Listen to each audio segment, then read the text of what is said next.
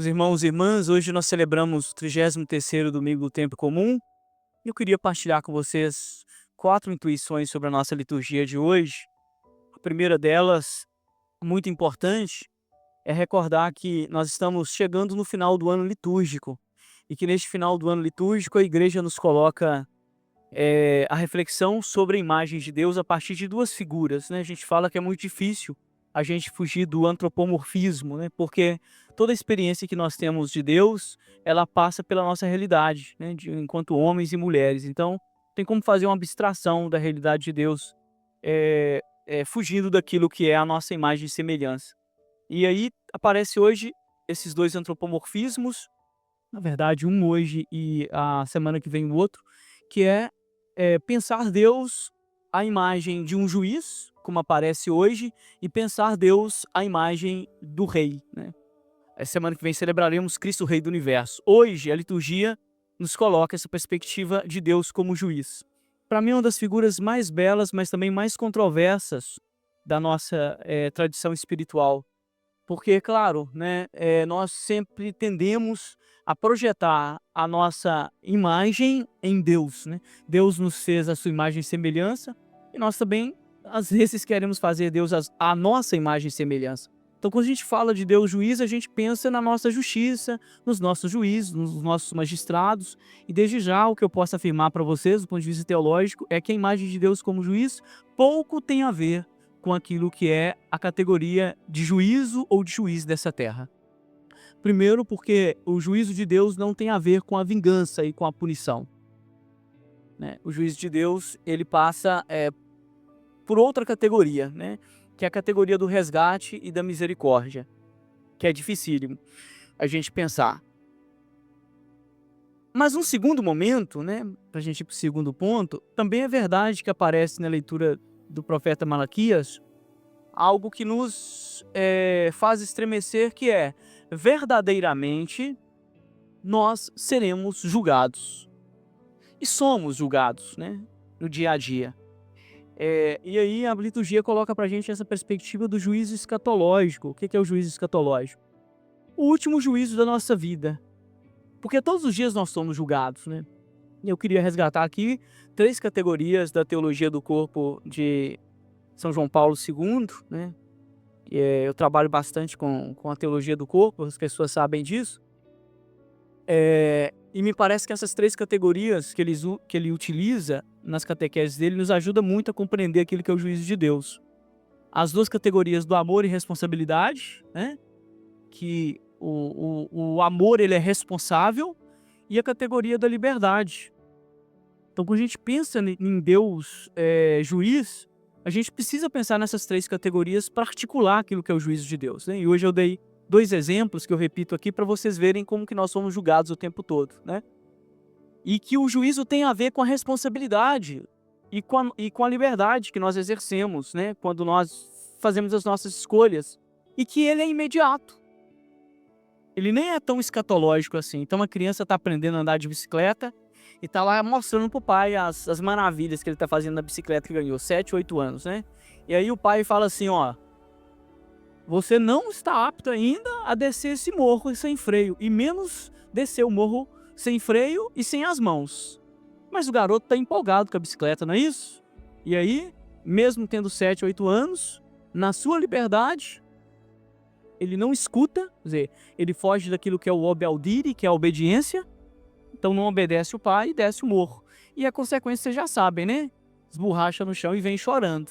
E o pai fala o quê? "Eu te avisei. Agora, a única coisa que eu tenho aqui agora, que eu não vou te levar a UBS, é um álcool para desinfetar a ferida, né?" Joga o álcool lá e escuta os berros. E essa dor já é o juízo, né? Então é muito importante a gente não ficar com muitas abstrações, assim, né? É difícil também sair das abstrações, porque teologia, né? Teologia, no fundo é metafísica também, né? De alguma forma a gente lida com aquilo que não é físico, né? Com aquilo que a gente não pode tocar. Não existe raio-x de alma, né, gente? Não tem raio-x, né, pra alma. Mas é importante. Ou você é adulto, que alguém fala: não vá por aí, que este caminho não é o seu. Você tema, aí faz uso da sua faculdade, né, de juízo, escolhe o mal e depois vem as consequências. E aí seu amigo fala: "Eu te avisei. Naquele momento acontece o juízo. Agora, o juízo escatológico é um mistério, nós não sabemos, né? É a terceira parte da nossa homilia, para a gente ir terminando. O juízo escatológico, nós não sabemos. O juízo escatológico é a ideia de que, no último momento, vamos falar assim, da sua existência, para alguns teólogos, né, para outros depois da morte, mas a gente não vai entrar nesse quesito agora, você e a sua consciência se apresentará diante de Deus. E aí esse se apresentar diante de Deus com a sua consciência e a sua liberdade é que constitui aquilo que nós chamamos o momento do juízo escatológico. Mas o interessante é que Jesus diz hoje, para a gente não ficar muito preocupado com esse juízo, no sentido de ficar querendo determinar. Versículo 8, ele fala assim: cuidado para não ser desenganados. Muitos virão em meu nome dizendo, sou eu ou o tempo está próximo. Quantos de vocês ouviram falar sobre o fim do mundo aqui? Muitos, não é verdade? Todos erraram, né? E Jesus fala, não sigais essa gente, mas a gente continua seguindo, né? Porque aqui está no âmbito do mistério. A gente fala muito do fim do mundo e o mundo acaba todo dia. Para quem morreu hoje, o mundo acabou. O que é a categoria do mundo? A categoria do mundo não é o planeta Terra, né? Espero que não, mas pode ter um acidente astronômico, não é isso? Inclusive, pela liberdade e perversidade do ser humano, nós podemos destruir o nosso planeta, já o estamos destruindo de alguma forma, né? Guerras sempre existiram, né? Vulcões e tempestades, terremotos sempre existiram, isso não é de hoje, né? Então não é deste mundo que Deus está falando, né? É muito importante quando Jesus fala o meu reino não é deste mundo, né? O mundo acaba todos os dias para quem morre. E aí, na escatologia atualizada, né, que a maioria de nós não temos acesso, mas ela existe, essa visão está muito presente, o mundo acabou para aquele que hoje se encontrou, né? Como dizia o Ariano Suassuna, com o mal irremediável, o único, né, que é capaz de arrebanhar todos os seres vivos num só grupo de condenados, né? Que ele sempre fala, eu gosto muito dessa frase dele. Porque é a descrição mais crua e nua da morte, da realidade, né, da morte que, de alguma forma, nos joga para essa ideia de juízo escatológico.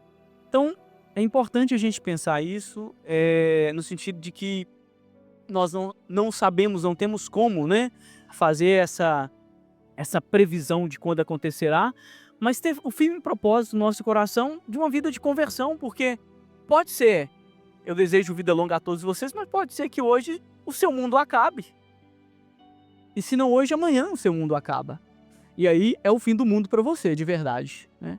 Que vocês estejam conscientes disso. E para fechar nossa reflexão, este é o quarto ponto, que é: tomem cuidado com a faculdade do juízo. Ela é importantíssima para a gente. É pela faculdade do juízo que nós discernimos entre o bem e o mal, né?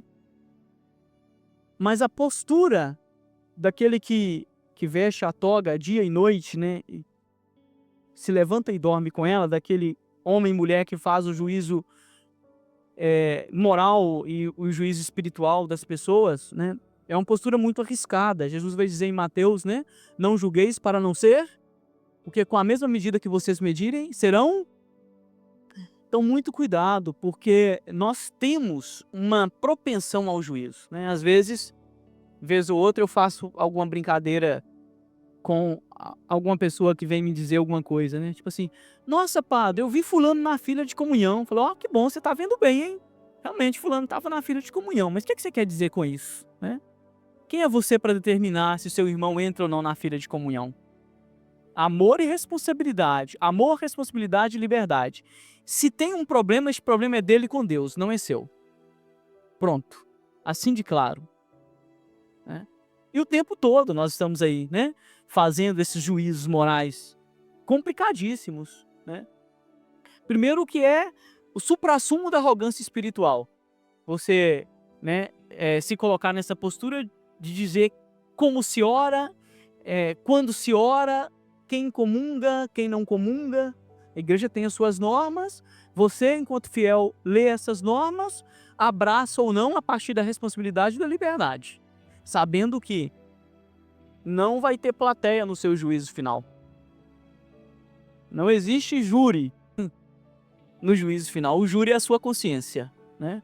E isso é teológico, isso aqui é a teologia cristã. Pedir a Deus a graça do arrependimento, que o nosso mundo não acabe sem que nós passemos, né, pela graça do arrependimento, né, e pela graça daquilo que é a consciência do bem e do mal. É isso que eu peço, né?